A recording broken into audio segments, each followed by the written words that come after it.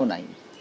राष्ट्रवादी शरद पवार पक्षासोबत बोलणी चालू होती. नाही, जागांचा प्रस्ताव नाही, प्रस्तावाचा प्रश्न नाही. त्यांनी आमच्याकडे ज्या जागा मागितल्या त्यापैकी बऱ्याचशा जागा आम्ही त्यांना देऊ शकलो. नाही, ते सांगतील ना, मी कशाला सांगू. जयंतराव सांगतील किंवा शशिकांतराव शिंदे सांगतील, ते सांगतील. तुम्ही म्हणाला होता काँग्रेस सोबत शेवटच्या टप्प्यापर्यंत बोलणी सुरू होती. नाही बघा, मुंबई सोबत युती केलेल्याची घोषणा केलेली आहे आणि करू द्या ना. पण प्रकाश आंबेडकरांनी मान्य केलं आहे का?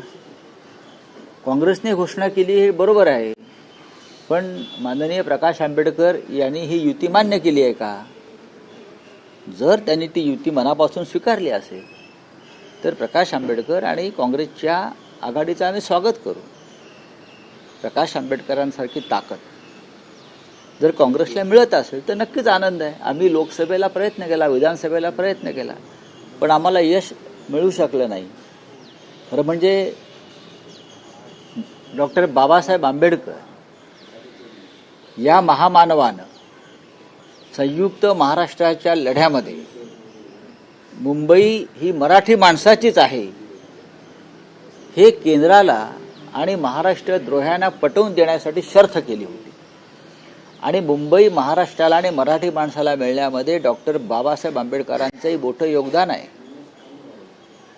त्याच्यामुळे प्रकाश आंबेडकरांना सुद्धा ही मुंबई मराठी माणसाच्या ताब्यात राहावी असं वाटायला कोणती अडचण आहे असं मला वाटत नाही. आणि वारंवार प्रकाश आंबेडकर यांनी सुद्धा मुंबईवर मराठी माणसाचा हक्क असल्याचं जे मत आहे डॉक्टर आंबेडकरांचं ते अधोरेखित केलेलं आहे. काँग्रेसबरोबर राहून मुंबई महाराष्ट्रात राहणार असेल, लढायला सगळे तयार असतील, तर आम्ही या लढाईचं पण स्वागत करू. मुंबईच्या या मुद्द्यावरती काँग्रेसला सोबत घेऊन या सगळ्यावरती एकमत का नाही झालं? प्रकाश आंबेडकर यांच्यासोबत नाही, हा काँग्रेसचा प्रश्न आहे. एकमत का झालं नाही? आम्ही काँग्रेसला त्यांना हव्या असलेल्या जागा द्यायला तयार होतो. काँग्रेसला ज्या जागा हव्यात, जे काँग्रेसचे बालेकिल्ले आहेत ते देण्यासंदर्भात आमच्यात एकमत होतं. स्वतः राज ठाकरे यांची सुद्धा तीच भूमिका होती, सगळ्यांनी एकत्र राहावं.